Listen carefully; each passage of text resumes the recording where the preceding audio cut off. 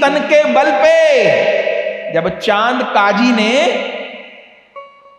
चैतन्य चरितामृत में वर्णन है, जब चांद काजी ने कीर्तन पर पाबंदी लगा दी और भक्तों के घर में घुस घुस के खोल करताल फोड़े जाने लगे, चोटी जनेऊ काटे जाने लगे, लोगों की हत्या होने लगी, तो सब घबरा गए। लोगों ने घरों में कीर्तन बंद कर दिए, गौ माता को छिपा दिया, तुलसी के बिरवा हटा दिए, नहीं तो यवन लोग चढ़ाई कर देंगे।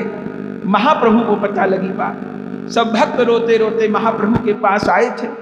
महाप्रभु जी, काजी ने फरमान जारी कर दिया है, फतवा जारी कर दिया है, कोई हिंदू गाय नहीं रखेगा, तुलसी नहीं रखेगा, घर में कीर्तन नहीं हो सकते, तिलक नहीं लगा सकते, घंटी नहीं बजा सकते, घर में कीर्तन पर पाबंदी कर दी गई है। महाप्रभु कहे अच्छा, हम फतवे को जरूर मानेंगे।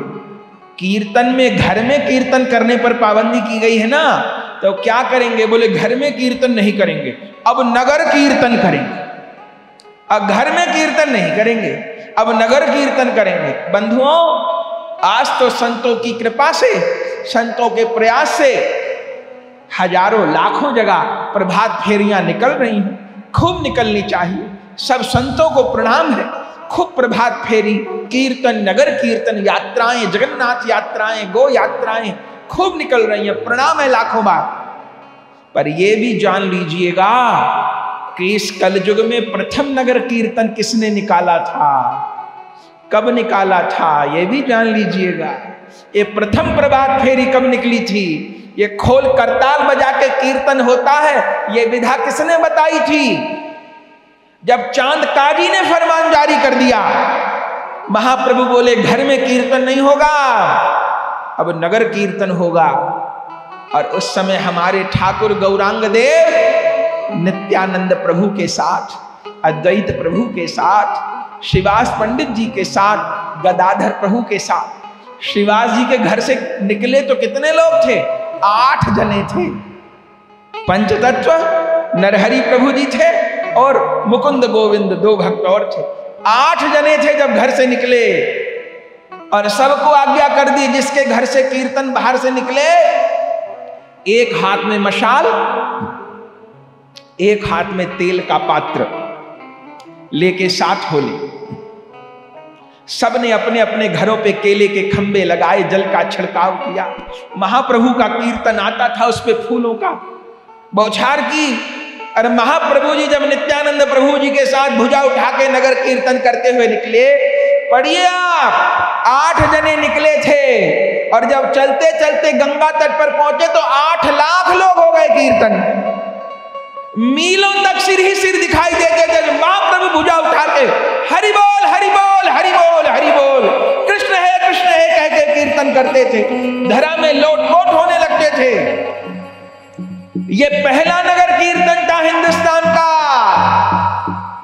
और जब गौरांग देव कीर्तन लेके चले, पढ़िए श्री चैतन्य चरितामृत, श्री चैतन्य भागवत, श्री चैतन्य चरितामृत महाकाव्य, श्री चैतन्य मंगल, जब लेकर के चले, कहां को चले लेके कीर्तन? उसी काजी के घर पे जिसने फतवा जारी किया था। और जब महाप्रभु जी भुजा उठा करके चले, तब तक तो 1 करोड़ लोग हो गए कीर्तन में। और उस काजी ने सेवकों से कहा, अरे राम, ये कुंभ का मेला तो नहीं लगता नवद्वीप में, ये इतनी जोर जोर आवाज कृष्ण है कृष्ण है कृष्ण है, हरि बोल की कहां से आ रही है? उसके यवन सिपाही छत पे चढ़ के देखे, बेहोश होके गिर पड़े। बोले महाराज, एक तो गंगा नवद्वीप में बहती है, बहुत विशाल गंगा बहती थी उस समय, एक तो वो गंगा बह रही है, एक दूसरी कीर्तन की गंगा बहती आ रही है। बोले कौन ला रहा है कीर्तन की गंगा को? बोले निताई गौरांग देव ला रहे हैं। दोनों भुजा उठा के चलते हैं, पीछे पीछे लाखों करोड़ों लोग हरि बोल कहते आ रहे हैं। और कीर्तन लाते लाते महाप्रभु जी काजी के घर के निकट ही पहुंच गए। सैनिकों से, यवन सैनिकों से काजी ने कहा, अरे ये मेरा घर का घेराव करने आ रहे हैं, ऐसा करो गोली चला दो। उस समय उसके पास 250 सैनिक थे, गोली चला दो। उन्होंने कहा, हजूर गोली न चलवाइए, करोड़ों की संख्या है उनकी, सब लोग मिलके फूंक भी मार देंगे तो हम लोग उड़ जाएंगे, गोली चला के काम नहीं चलेगा। इतनी देर में तो कीर्तन आ गया। आप पढ़िए चैतन्य चरितामृत। महाराज वो जो यवन सैनिक लोग थे अपने प्राण बचाने के लिए कीर्तन में ही आके मिल गए, क्योंकि उस समय हिंदू की पहचान थी, जिसके सिर पे चोटी वो हिंदू। तो हमारे सिर पे चोटी नहीं, पहचाने जाएंगे तो अपना कपड़ा लपेट लिए सिर पे, लांग लगा के हिंदू धोती पहनता था, यमन लोग गोल पहनते थे तहमत जैसा, तो तहमत को खोल के लांग लगा लिए ताकि पहचाने न जाए, सिर पर कपड़ा लपेट लिए। अब प्राण बचाने के लिए महाप्रभु के कीर्तन में आके हरि बोल हरि बोल हरि बोल हरि बोल कहने लगे। तब नित्यानंद प्रभु जी महाप्रभु को कहे, हे गौर काम तो हो गया। बोले क्या काम हो गया? बोले यमन लोग भी हरि बोल बोलने लग गए, बस काम तो हो गया। आप जिस कार्य के लिए पृथ्वी पर अवतरित हुए, अब ये यमन लोग भी कृष्ण है कहकर नाच रहे हैं। आज झूठा नाच रहे हैं, कल सच्चा नाचेंगे। महाप्रभु कितने यवनों को कृष्ण भक्त बनाए हैं, कोई देखे तो सही। कितना धर्मांतरण रुका है, कितने यवनों को जो धर्मांतरित हो चुके थे वापिस उनकी घर वापसी हुई है।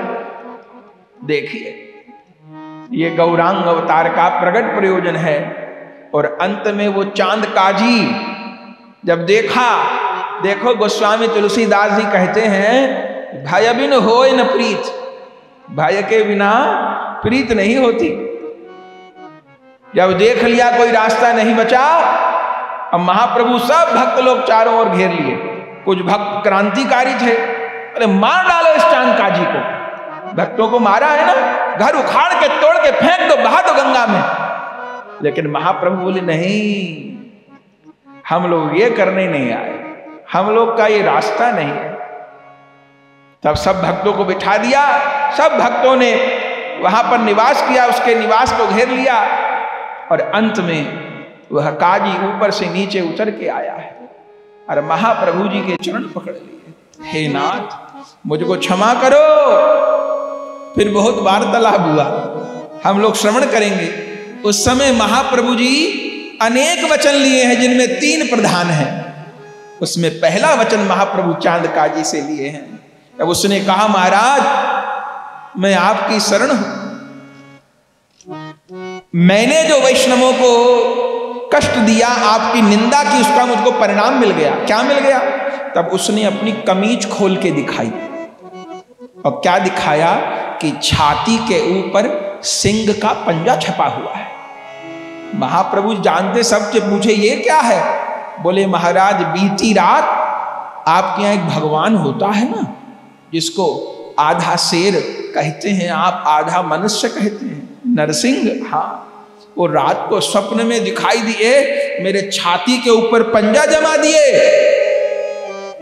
और मुझसे बोले, पापात्मा तूने हरि भक्तों को कष्ट दिया, गौरांग देव की निंदा की, संकीर्तन पर पाबंदी लगाई, तेरा वंश सहित नाश कर दूंगा। महाराज देखिए मेरे सीने के ऊपर नरसिंह का पंजा छपा है, मैं तौबा करता हूं, मेरी तौबा मेरे बाप की तौबा, मैं कोई कीर्तन पर पाबंदी नहीं लगाऊंगा। उस समय अनेक वचन महाप्रभु लिए, जिसमें 3 प्रधान थे। पहला महाप्रभु ने कहा, बता काजी गाय का दूध तुम पीते हो कि नहीं पीते हो? बोले हाँ महाराज, गाय का दूध, उस जमाने में भैंस का तो कोई दूध पीता नहीं था, गाय का दूध तो हम लोग पीते हैं। तो जिसका दूध पीता है व्यक्ति बचपन से लेकर के, वो कौन होती है? बोले वो माँ होती है। तो गाय क्या हिंदू की माँ है, तुम्हारी माँ नहीं है? बोले इस तरीके से तो माँ ही है वो। तो क्या तुम अपनी माँ को बूढ़ी हो जाने पर, या जब वो माँ काम करने लायक नहीं रहती, उस समय उस माँ को कत्ल खाने में भेज देते हो, उसका शरीर काट के बेच देते हो क्या? बोले नहीं करते, ऐसा तो अधर्म होगा, पाप होगा। तो गौ माता के साथ ऐसा क्यों करते हो? काजी ने कहा आज्ञा करिए। तब उस समय पहला वचन लिया कि इस बंग देश में गौवध नहीं होगा। महाप्रभु अपने समय में कीर्तन के प्रभाव से गौवध पर पाबंदी लगवा दिए। आज इतने हिंदुओं के होते नहीं हो पा रही, 100 करोड़ हिंदू के होते नहीं हो पा रही, इसमें हमारी कमी है। हिंदू की कमी है। क्यों? क्योंकि हम हिंदू नहीं हैं। हम कौन हैं? कोई ब्राह्मण है, कोई क्षत्रिय है, कोई वैश्य है, कोई चतुर्थ है, कोई जाट है, कोई यादव है, कोई वाल्मीकि है, कोई रैदास है, कोई राधा स्वामी है। हम हिंदू हैं ही नहीं।